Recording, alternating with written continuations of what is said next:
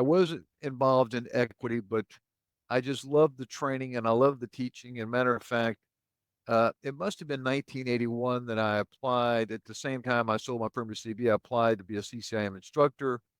And I was doing maybe a course almost every month. So I was doing maybe 8, 10, 11 CCIM programs a year. And so I said, Joseph Campbell has said in the past, follow your bliss.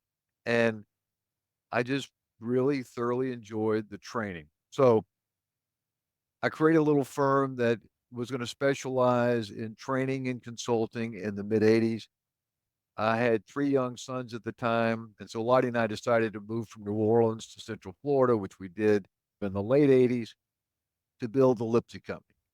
And we were fortunate that the guy that I worked closely with in New Orleans was the president of Urban Land. And he told leadership over there, if we're going to develop a 4-day leasing course, I have a good guy, Mike Lipsy. And so I helped develop this 4-day leasing program for ULI.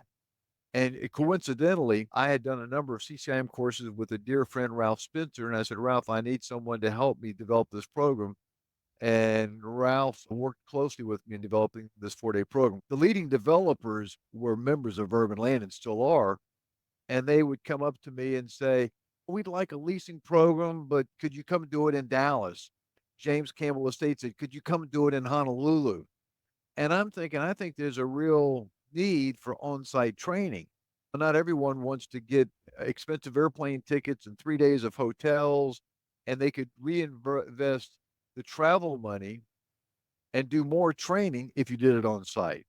And so that's how our on site training business really developed since the 80s, was just going on site, and we would work with REITs, and we do a lot of work with Fortune 500, GlaxoSmithKline and AT&T and T and Medtronic, where they want training on facilities, and then maybe work with their real estate executives. So I'm giving you more than you want. So our No, this is business started exactly what off I want.